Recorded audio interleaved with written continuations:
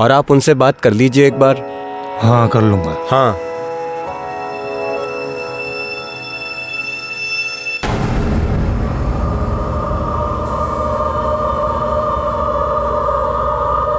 साहब कुछ खाने को दो ना साहब दो ना साहब बहुत भूख लगी है। भगवान आपका भला करेगा साहब सुबह से कुछ खाए नहीं है साहब। अरे क्या कर रहा है ये? अरे साहब क्या करता है ये? सुबह से मैंने कुछ खाया क्या बुलाना तेरे को? चल जा इधर से। साहब दोबारा आने का नहीं, इधर बोल दिया तेरे को मैं। Hello police.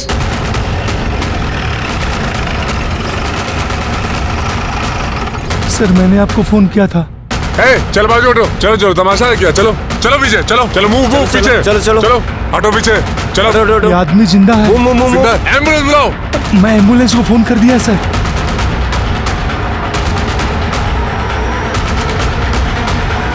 जिंदा है। अरे ये राहुल, योगेश और सुरेश हैं। आसपास देखो कुछ मिलता है क्या? इधर आ। ये कैसे हुआ? सर एक आदमी ने गोली मार दिया और भाग गया बाइक पर। आदमी को देखा? नहीं सर। बाइक का नंबर? नहीं सर।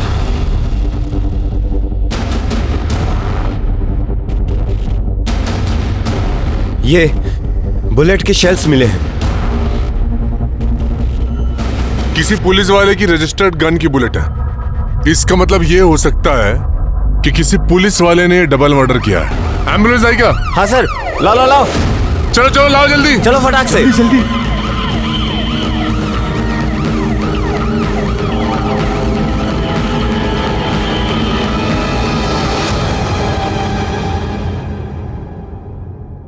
इंसान का अतीत कभी उसका पीछा नहीं छोड़ता। कहते हैं गुजरा हुआ कल आने वाले कल के सामने हमेशा खड़ा होता है। नमस्कार, मैं सीनियर इंस्पेक्टर सुनील केलकर आप सबका स्वागत करता हूं क्राइम पेट्रोल दस्तक के इस भाग में। जब मेरी पोस्टिंग मुंबई के बोरीवली पुलिस स्टेशन में थी, उस वक्त मेरे सामने एक केस आया था। इस केस में अतीत और आज के तार इतने उलझे हुए थे कि कातिल कौन है ये ढूंढना बहुत मुश्किल जा रहा था। योगेश और उसके पिता सुरेश दोनों का कत्ल हुआ था और उसका कजिन राहुल उस पर भी हमला हुआ था। और ख़ास बात यह है कि जिस रिवॉल्वर से यह हमला हुआ था वो एक पुलिस वाले की थी। क्या ये सुपारी किलिंग थी या किसी की जाति दुश्मनी का यह अंजाम था? आइए देखते हैं ये केस क्या था जो मुंबई से शुरू होकर दिल्ली तक जा पहुंचा था। ये केस शुरू हुआ नवंबर 2017 में, जब एक औरत हमारे पास एक कंप्लेंट लेके आई थी।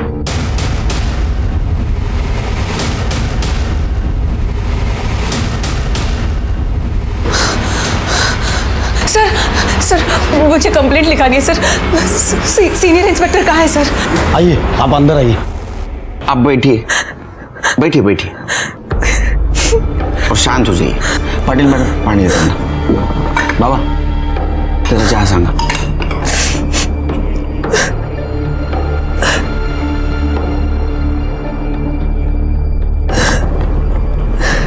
बोलिए। सर मुझे बहुत डर लग रहा है सर। उसने मुझे किडनैप करके 3 महीने अपने घर में बंद रखा। सर बहुत मुश्किल से निकली हूं मैं आज। किसने किया ये? सर मेरे पति योगेश, हमारा सेपरेशन हो चुका है। लेकिन आपके पति ये सब क्यों करेंगे? सर बहुत लंबी कहानी है। नहीं बताइए आप। सर मैं दिल्ली से हूँ। मेरी फैमिली और योगेश की फैमिली दोनों एस्ट्रोलॉजी में थे।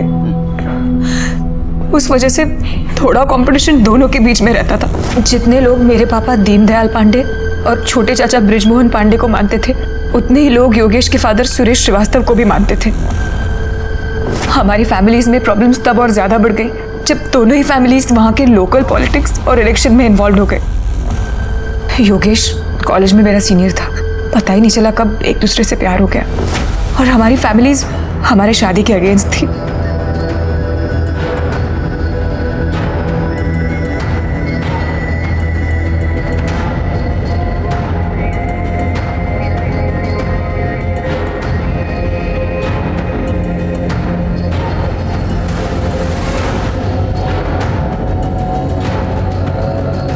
बहुत तपस्या की है मैंने अपने बेटे के लिए, उसका फल उसने मुझे ये दिया है।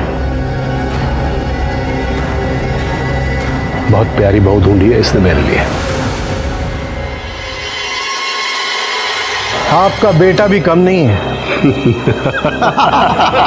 मुबारक हो, मुबारक हो।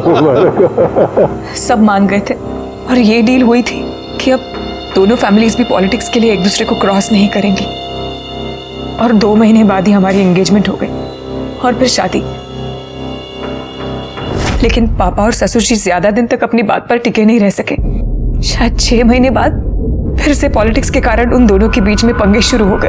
आपने मुझे बेवकूफ समझ कर रखा है क्या? आप खुद तो इलेक्शन में खड़े नहीं हुए हैं, अपने चेले को इलेक्शन में खड़ा कर दिए। मेरी भी आंखें खुली हुई है। मुझे क्या पता नहीं आप शर्मा के ऊपर पैसे लगा रहे। मैंने वही किया है जो आपने किया है। मैंने ऐसा कुछ भी नहीं किया है, समझे तुम? और उनके पॉलिटिक्स के बीच की लड़ाई हमारे बेडरूम तक पहुंच गई। तुम्हारे पापा ने जो भी किया ना, अच्छा नहीं किया। अच्छा, मेरे पापा जो भी करते हैं खुल कर करते हैं, तुम्हारे पापा की तरह दोगले नहीं है। How dare you! मैं अपने मायके चली गई, होने वाले हादसे से बिल्कुल बेखबर।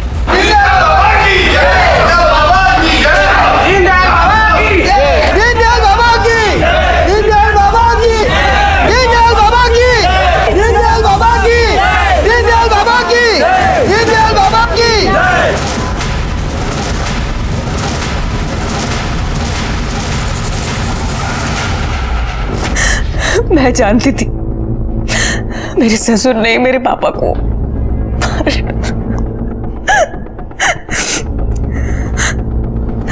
मेरे चाचा जी मेरे लिए बहुत कंसर्न थे, इसलिए उनके कहने पर मैं मुंबई शिफ्ट हो गई। और वहां दिल्ली में मेरे पापा का किलर पकड़ा गया। उसने पुलिस को बताया कि मेरे ससुर ने ही मेरे पापा को मारने की सुपारी दी थी उसे। उन्हें अरेस्ट भी किया गया, लेकिन पावर और पैसे के कारण उन्हें बेल मिल गई। मैं ये सब कुछ भूल भाल कर मुंबई में नई जिंदगी की शुरुआत करना चाहती थी सर। शीतल, योगेश, कहाँ चली गई थी तुम? अरे पता है कितना ढूंढा मैंने तुम्हें। शीतल, प्यार कैसा प्यारा? तुम्हारे पापा ने मेरे पापा को मरवा दिया। अगर अगली बार से तुम दिखे ना तो मैं पुलिस में कंप्लेंट कर दूंगी। शीतल, शीतल, शीतल, शीतल। लेकिन उसके 1 हफ्ते बाद ही हाथ मुंह बांध कर, ये देखिए सर, हर वक्त मेरे ऊपर नजर रखी कि मैं कहीं भाग न जाऊं। उन्होंने आपके साथ और कुछ किया? मतलब योगेश ने रेप करने की कोशिश वगैरह कुछ? नहीं, रेप नहीं, लेकिन योगेश ने उससे भी घिनौना काम किया है। आप वहां से भागे कैसे? सर, वहां की मेड कमला, उसने मेरी मदद की। तो अब आप योगेश के खिलाफ कंप्लेंट करना चाहती हैं? सिर्फ योगेश नहीं सर, उसके भाई और उसके पिता, दोनों के अगेंस्ट इन सब ने मिलकर मेरी जिंदगी बर्बाद किया। ठीक है, उनका नंबर और एड्रेस दे दो इनके पास। आप घबराइए मत, अगर उन्होंने कुछ गलत काम किया है तो उनको सजा जरूर मिलेगी।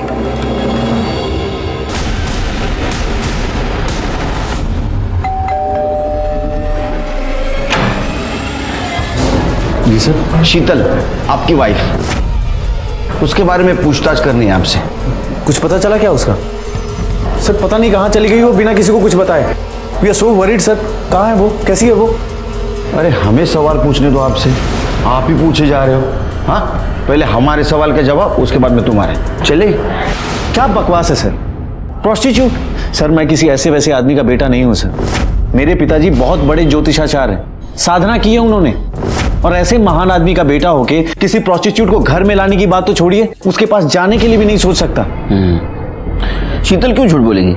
सर मुझे नहीं पता उसने ऐसा क्यों कहा। शीतल को ढूंढने के लिए मैं, पापा और मेरे कजिन मुंबई शिफ्ट हो गए और वो मिली भी। शीतल, तुम कहाँ चली गई थी? तुम्हें पता है कितना ढूंढा मैंने? तुझसे बहुत प्यार करता हूँ। तुम्हारे जाने के बाद रियलाइज हुआ मैं नहीं जी सकता। मैं तुमसे बहुत प्यार करता हूँ शीतल, प्लीज वापस आ जाओ। मैं मेरी तरफ देखो, देखो मैं बिल्कुल बदल जाऊंगा। तुम मुझे एक चांस दो, प्लीज कम बैक। एक बार वापस आ जाओ शीतल, देखो मैं हाथ जोड़ता हूँ तुम्हारे।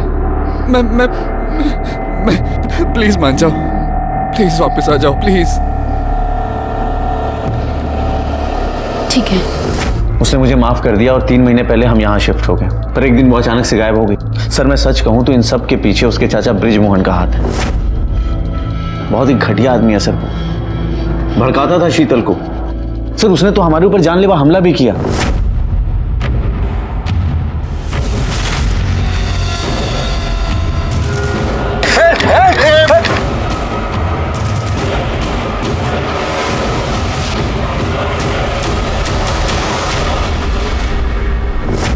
से हम यहाँ मुंबई में रह रहे हैं सर, सिर्फ कोर्ट की पेशी के लिए दिल्ली जाते हैं। तुम और शीतल दोनों भी शादी से खुश नहीं थे, तो फिर शीतल के पीछे जाने का क्या मतलब? सर शीतल इस घर के लिए लक्ष्मी थी।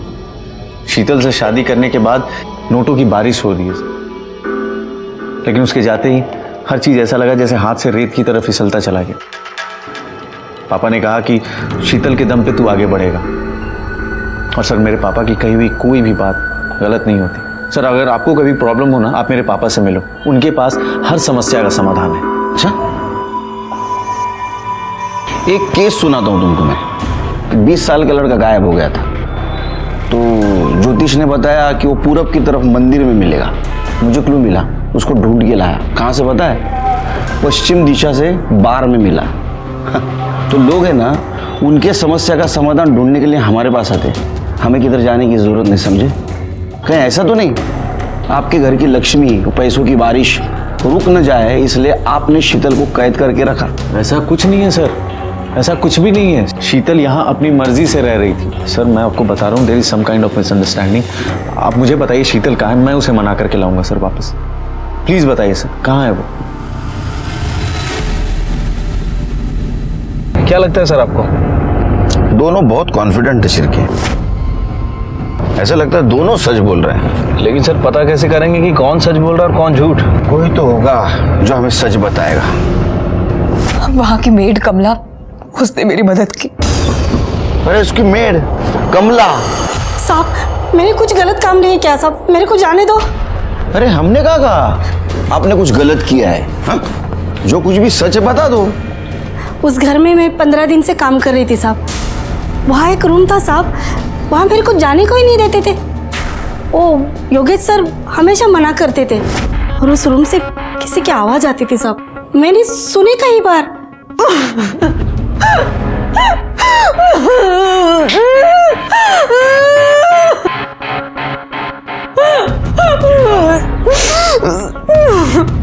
मेरे को बहुत अजीब लगता था साहब, मुझसे रहा नहीं गया साहब। और फिर एक दिन योगेश साहब घर पर नहीं थे, उस दिन मैं अंदर गई। अरे तू कब से झाड़ू लगा रही कमला? जाके पहले बर्तन मांज। हाँ हाँ हाँ सर, करते।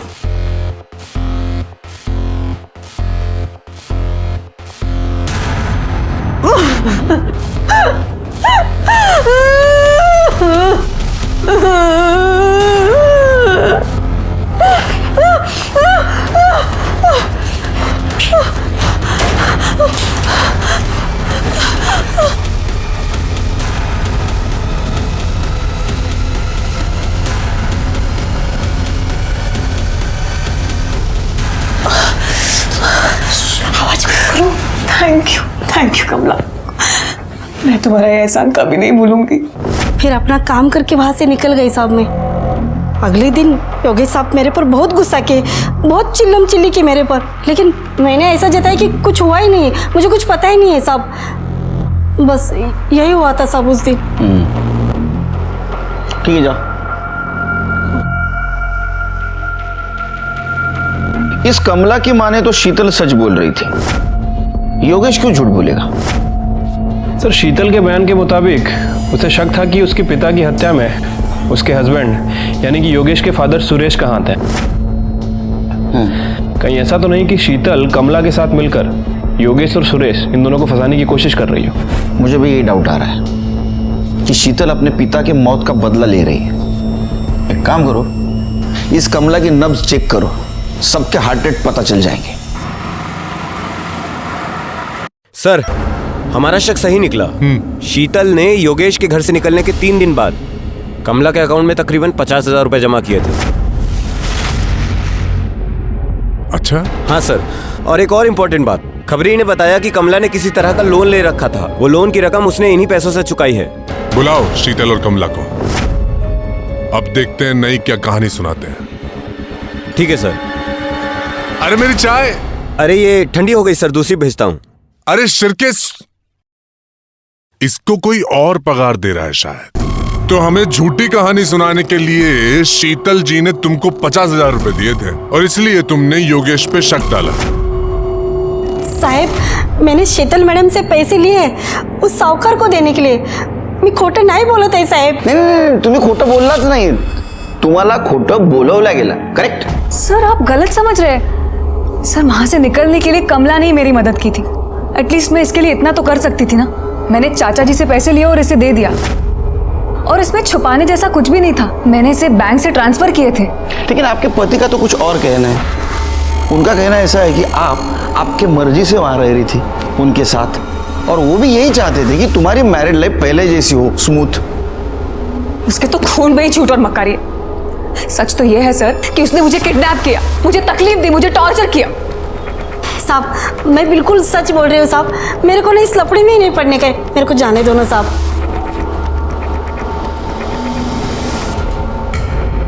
शिर्के, मुझे अभी भी यकीन है शीतल ने कमला को वो जो 50,000 रुपए दिए थे वो उसको झूठ बोलने के लिए दिए थे। सर शीतल के हाथों में मार्क्स थे। ऐसा देखकर लगता है कि उसे रस्सियों से बांध कर रखा गया था। हो सकता है उसने खुद को बांधा हो ताकि अपनी स्टोरी प्रूव कर सके, लेकिन उसका मोटिव मेरी समझ में नहीं आ रहा है शिर्के। सर अगर ऐसी बात है तो फिर मोटिव ही क्लियर है, अपने पिता की मौत का बदला लेना। हाँ वो भी है, लेकिन इतने महीने बाद क्यों? अगर बदला लेना होता तो पहले लेती।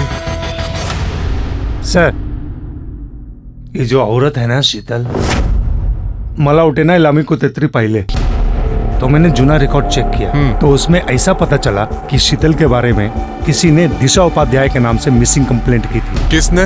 मंदार कुलकर्णी ने। ये देखिए।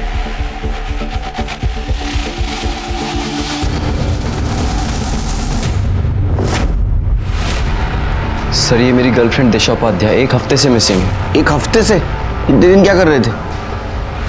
इसके पेरेंट्स कहाँ हैं? कहीं तुमने तो कुछ किया नहीं ना? अरे नहीं सर, कैसी बात कर रहे हैं? हम दोनों तो 1 महीने से डेट कर रहे हैं और शादी भी करना चाहते हैं। दिशा दिल्ली से है तो हम उसकी फैमिली से मिलने दिल्ली भी जाने वाले थे, पर लास्ट वीक दिशा अचानक से गायब हो गई। उसका फ़ोन भी अनरीचेबल आ रहा है। सर मैं पॉलिटिकली एक्टिव हूँ तो मैंने अपने सोर्सेज के थ्रू पता करने की कोशिश भी की, पर पता चला कि वो दिल्ली में भी नहीं है और डायरेक्ट उसी फैमिली से बात नहीं कर सकता। कहीं उल्टा मैं ही प्रॉब्लम में ना फंस जाऊँ। तो शिर्के, मैं तो भूल ही गया। ये शीतल तो बहुत बड़ी खिलाड़ी निकली। पति के होते हुए भी अपना नाम बदल कर किसी दूसरे को शादी का झांसा दे रही थी। पर्दा तो उठाना पड़ेगा।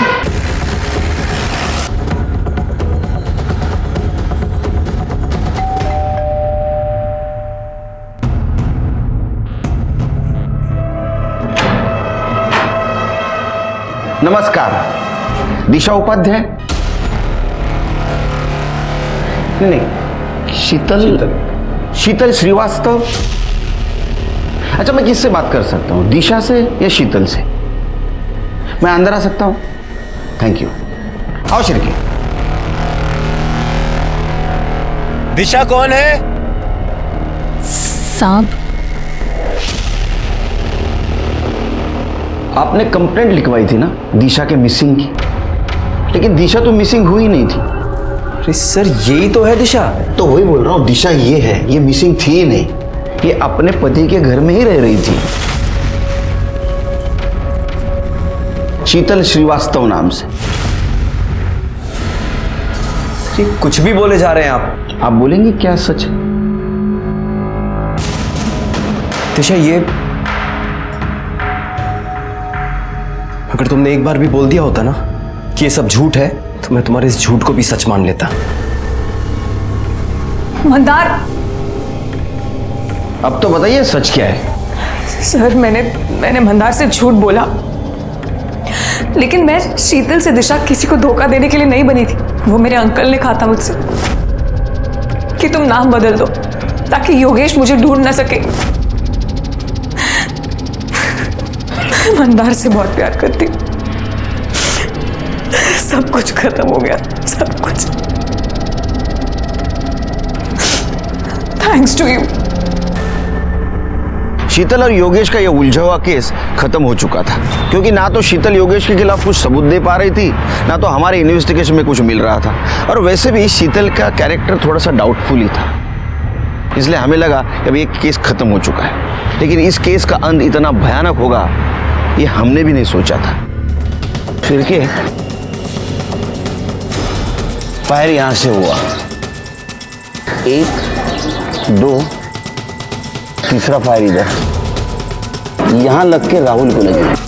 सर यहाँ कुछ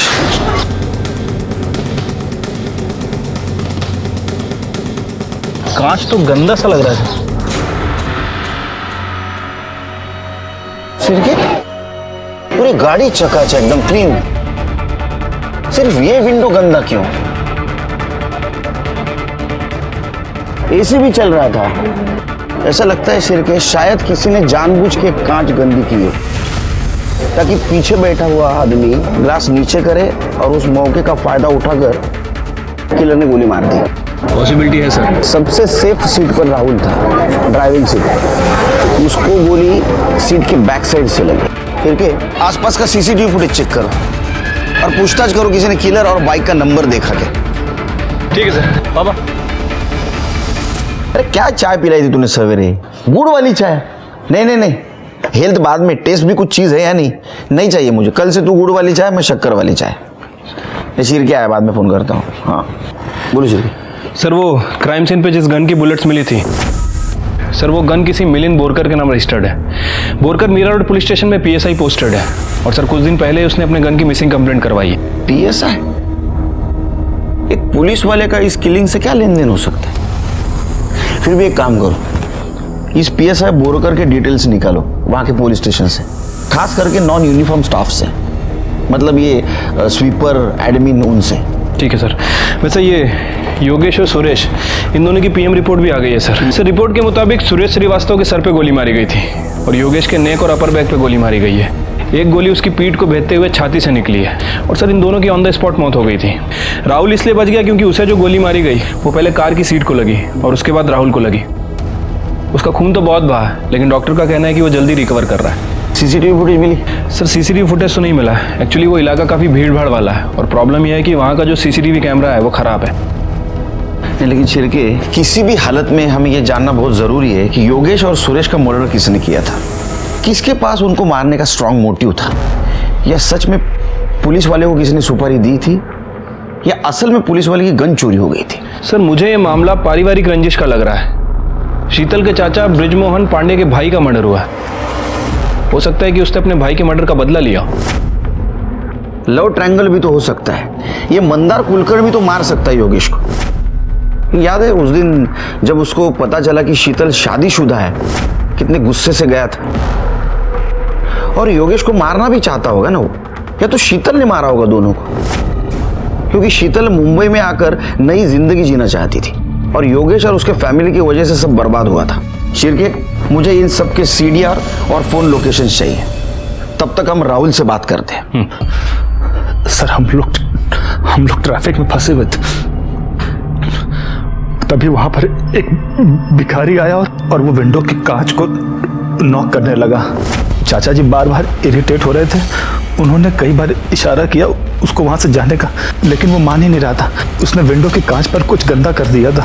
तभी चाचा जी ने कांच को नीचे किया और इतने में वहां पर एक बाइक वाला आया और उसने ताऊ जी और योगेश भाई को गोली मारी। मैंने सर पकड़ कर नीचे कर लिया अपने आप को, उसने मुझे भी गोली मारी। तुमने उसका चेहरा देखा था? नहीं सर, मैं सर पकड़ करके नीचे बैठ गया था। उसने हेलमेट पहन रखा था और ऊपर से काला रंग का ग्लास था। मैं कुछ भी ठीक से नहीं देख पाया सर। शिरके, किलर तो मारने के मोटिव से आया था, फिर ये राहुल कैसे बच गया? मुझे इसकी सीडीआर रिपोर्ट चाहिए।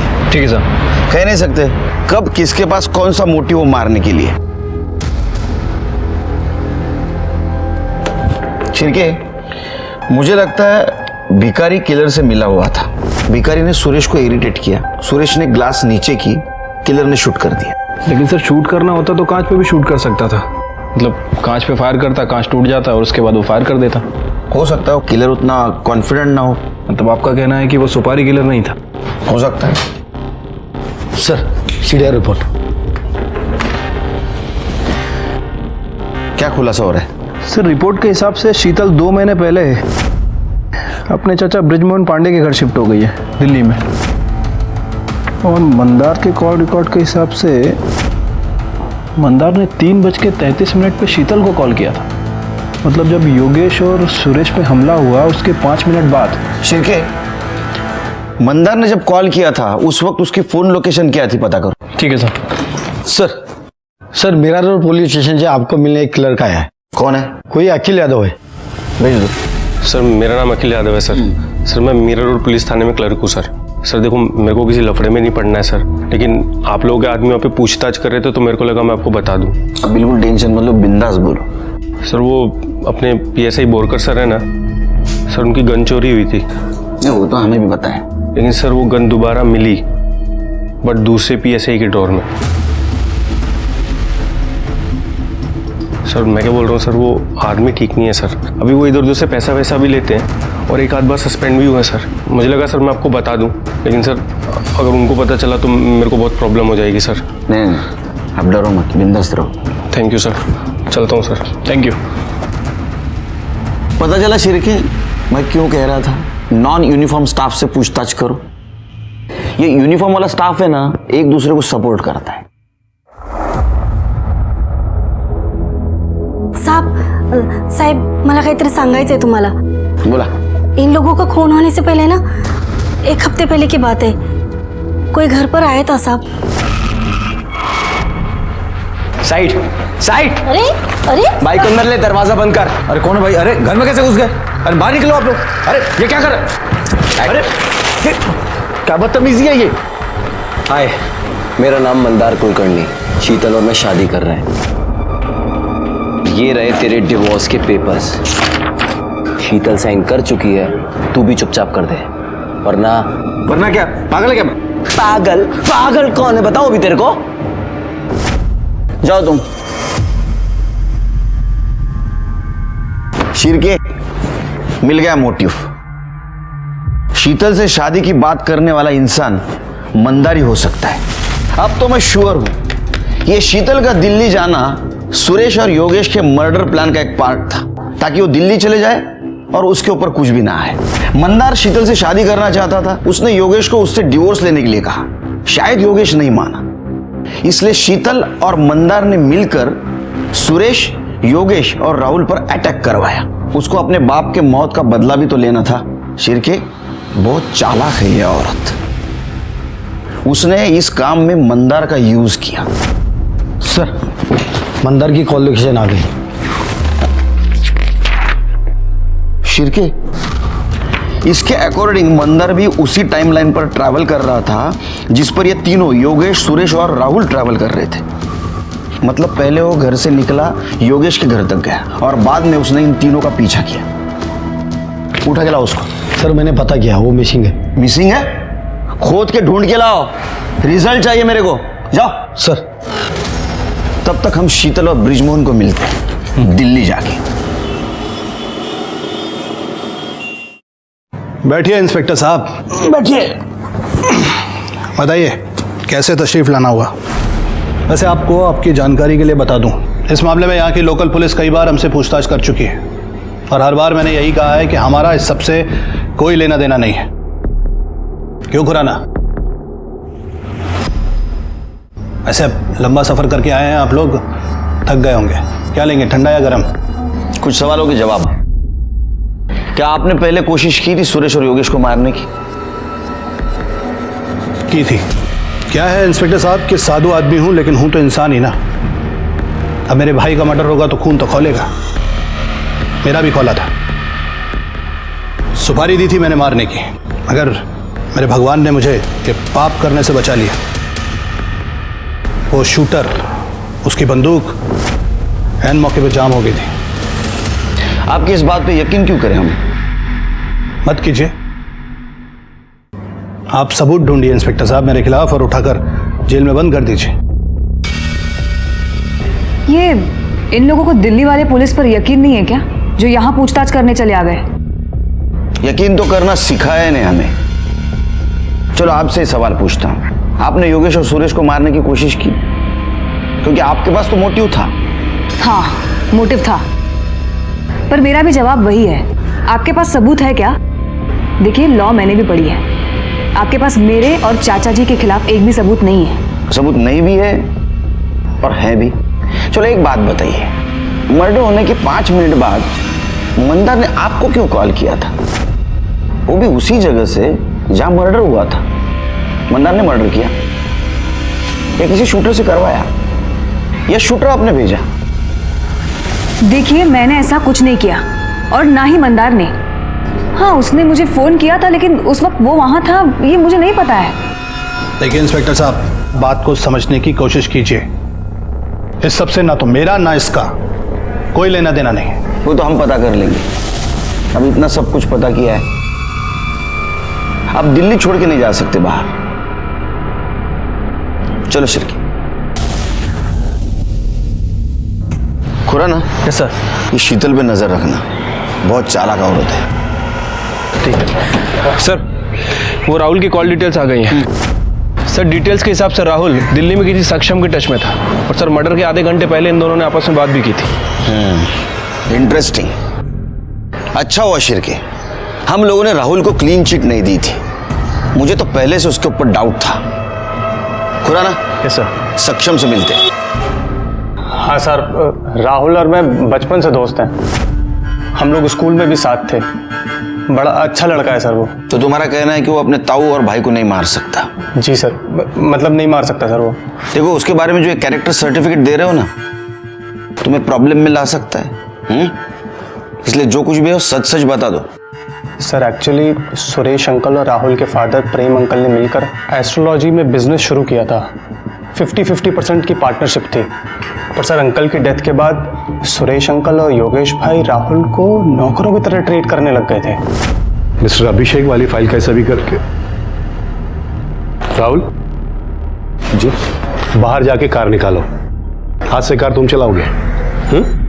जी हाँ। क्या कह रहा था मैं? राहुल! राहुल! जी भैया। हाँ भैया के बच्चे, क्या ये? क्या ये? कोई काम का नहीं है तू। खड़े खड़े पढ़ ले, क्या जा देख क्या रहा है? सर राहुल बहुत परेशान रहने लगा था और 1 महीने पहले जब वो दिल्ली आया था तो तेरे ताऊजी और भाई ऐसे ट्रीट करता है तुझे, तो कुछ कहता क्यों नहीं है? अरे क्या बोलूं यार, मेरे परिवार वाले हैं वो दोनों। और वैसे भी जो इंसान गलत करता है ना, उसको उसका बदला इसी जन्म में मिलता है। सर राहुल बहुत अच्छा लड़का है सर। तो हम पता कर लेंगे वो कैसा है। मैं आखिर क्या बोलता सर, जैसे भी थे वही मेरी फैमिली थे। तुम्हें गुस्सा नहीं आता कभी? सर आता था, लेकिन मैं क्या कर लेता। नहीं, अक्सर आदमी गुस्से में गलत कदम उठा देता है। ऐसा भी तो हो सकता है तुमने किसी अपने दोस्त को या सुपारी किलर को बोला हो तुम्हें गोली मारने के लिए, ताकि किसी को तुम पे शक ना आए। नहीं सर, सर मेरा एक ही दोस्त है सक्षम, और वो ऐसा कभी नहीं करेगा। और वैसे भी योगेश भैया और ताऊ जी के अलावा इस दुनिया में मेरा था ही कौन? सच में कोई नहीं है? एक बुआ थी, लेकिन पता नहीं कहाँ है। मेरे पैदा होने से पहले ही वो पता नहीं किसी दूसरे जाति के आदमी के साथ भाग गई थी। Sad story. लेकिन इस केस में तुम हमारे सस्पेक्ट हो, इसलिए जब तक इस केस की इन्वेस्टिगेशन चल रही है तुम शहर छोड़ के नहीं जा सकते। Take care.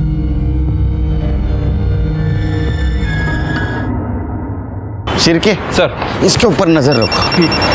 हाँ ठीक है। ओके ओके सर, वो PSI बोरकर आ गया, इंतजार कर रहा है पुलिस स्टेशन में। सर मेरा यकीन मानिए, मुझे नहीं पता मेरी गन कैसे गायब हो गई और कुछ दिन बाद दूसरे PSI प्रकाश माने के ड्रॉवर में कैसे मिली। सर तुम्हारे ऊपर केस चल रही है, हाँ इंक्वायरी चल रही है, तुम्हारे ऊपर यकीन कैसे करूं मैं? इंक्वायरी चल रही है सर, अब तक कुछ साबित नहीं हुआ। प्लीज सर, मैंने कुछ नहीं किया। तुम्हारी गन कैसे गायब हो गई? पता नहीं सर, मैंने गन ड्रॉवर में रखी थी और मैं टॉयलेट गया। जब वापस आया तो गन वहां पे नहीं थी और कुछ दिन बाद दूसरे PSI प्रकाश माने उनके ड्रॉवर में मिली। सर हमारे सीनियर्स प्रकाश माने से पूछताछ कर रहे हैं, लेकिन उसे भी कुछ नहीं पता। आप चाहे तो प्रकाश माने की इंक्वायरी कर सकते हो। नहीं, वो हम देखेंगे क्या करना है क्या नहीं। तुम्हारी गन गायब हो गई, दूसरे दिन कहाँ थे तुम? सर गन गायब होने की वजह से मुझे सस्पेंड कर दिया था। मेरा मूड बहुत खराब था, इसलिए मैं घर पे ही था। अरे शिरके, ये PSI बोरकर है ना, ये बिल्डरों को फोन करता था पैसों के लिए। छोटे मोटे बहुत कांड किए इसने, लेकिन अभी क्या पैसों के लिए इसने सुपारी किलिंग भी शुरू कर दी है क्या? लेकिन सर कोई पुलिस वाला सुपारी के लिए अपनी गन क्यों यूज करेगा? प्लान तो किया था उसने। देखो, गन चोरी हो गई, कंप्लेंट की, सस्पेंड हुआ, मोबाइल घर पे रखा, बाद में गन ली और ये कांड किया। सर अभी अभी मंदार का फोन दहशत में ऑन हुआ है।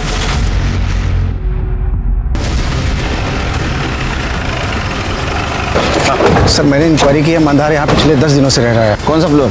3rd फ्लोर से।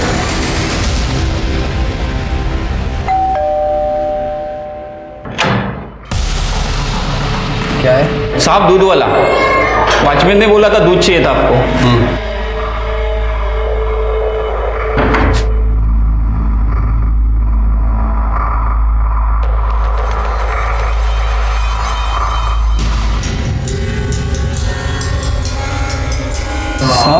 हम भी चाय पियेंगे। तेरे को पता है 4 चम्मच शक्कर वाली चाय दिमाग की बत्ती जलाए। वो साहब मैं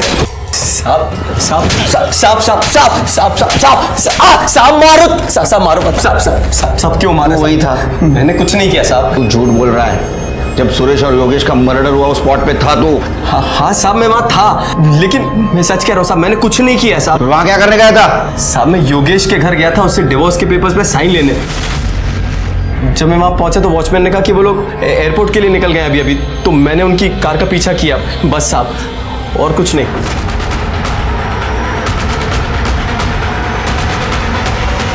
तो मैं अपनी कार से उतरकर उनकी कार की तरफ गया।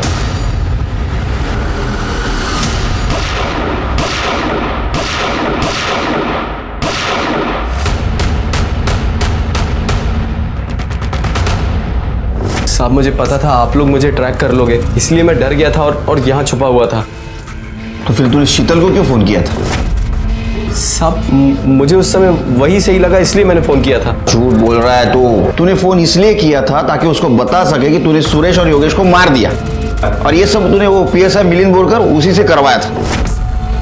मिलिंद बोरकर? साहब मैं किसी मिलिंद बोरकर को नहीं जानता हूँ। नहीं जानता? मैं सच कह रहा हूँ साहब। तू पुलिस स्टेशन में चल, सब याद आएगा।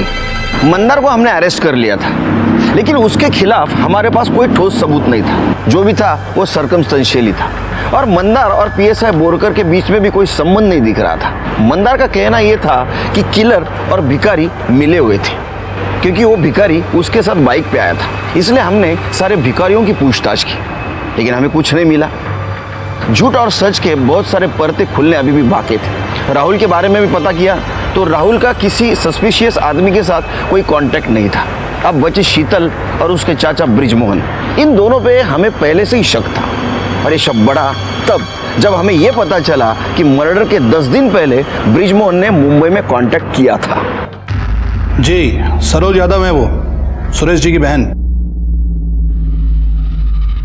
आपने क्यों फोन किया था उसको? फोन हमने नहीं किया था, फोन उन्होंने किया था। बाद में हमने फोन किया। उन्होंने क्यों फोन किया था आपको? तारीफ कर रही थी कि हमने उन दोनों पर हमला करवाया।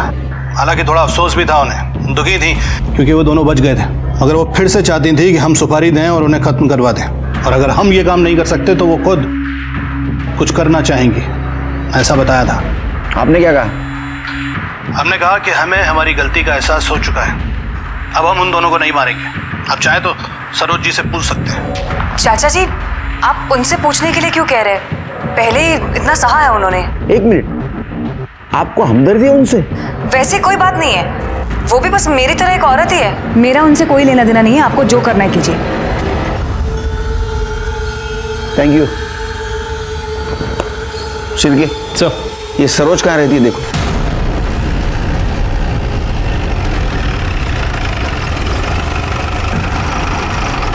हाँ, मैं सुरेश को मरवाना चाहती थी। 25 साल पहले उन्होंने आपकी शादी को मना किया था, लेकिन उसका गुस्सा अभी भी आपके मन में है। क्योंकि मैं उनकी अकेली बहन थी। प्रेम और सुरेश ने सब कुछ मेरा छीन लिया। वो लोग महल में रहते हैं, मुझे देखो मैं कहाँ रहती हूँ। 5 साल पहले मेरे पति का निधन हो गया। प्रेम तो अपनी मौत मर गया, लेकिन सुरेश को मैं मरवाना चाहती थी। आपने किलर को कांटेक्ट कैसे किया? मेरे पास इतने पैसे का कि मैं किसी को सुपारी दे सकूं।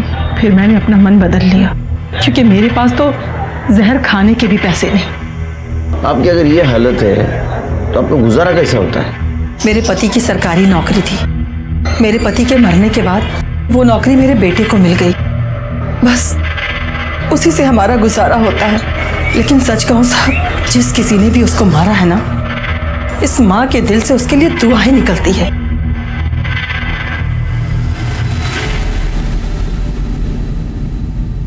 शिर्के, इसने किलर का कांटेक्ट 10 दिन पहले लिया सुरेश के मर्डर के, फिर भी इसका मन बदल गया। लेकिन ऐसा होते हुए भी 10 दिनों के भीतर ही सुरेश का मर्डर हुआ। पता करो उन 10 दिनों में ये किसके साथ कांटेक्ट में थी। ठीक है साहब।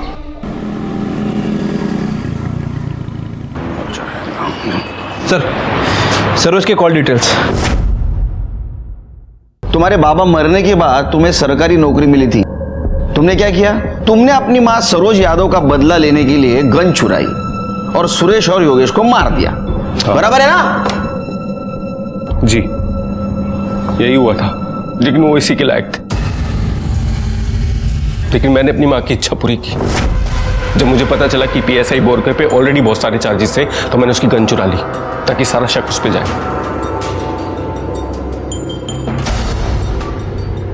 मैंने सुरेश मामा और योगेश के ऊपर शुरू से नजर रखी थी। उनके घर से निकलने तक मैं उनके पीछे था। भिखारी को 500 रुपए दे के रखे थे ताकि उन्हें परेशान कर सके। मुझे मालूम था कि उस एरिया में बहुत ट्रैफिक रहता है, उनकी गाड़ी वहां पे रुकेगी।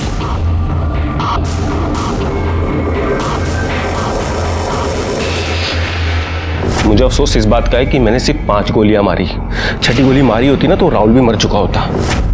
उसके बाप ने भी मेरी माँ के साथ अच्छा नहीं किया। मेरी माँ का गुनहगार था वो। रात को मीरा रोड वापस आया, रात तक काम करने का नाटक किया और वो गन दूसरे पीएसआई के ड्रॉर में रख दी। और जब आप लोग गन की इंक्वायरी कर रहे थे तो मैं आपके पास आया ताकि मैं ये सब उस बोरकर पर डाल सकूं। एक बात समझ में नहीं आ रही, तुमने भिखारी को पैसे क्यों दिए कांच नीचे करने के लिए?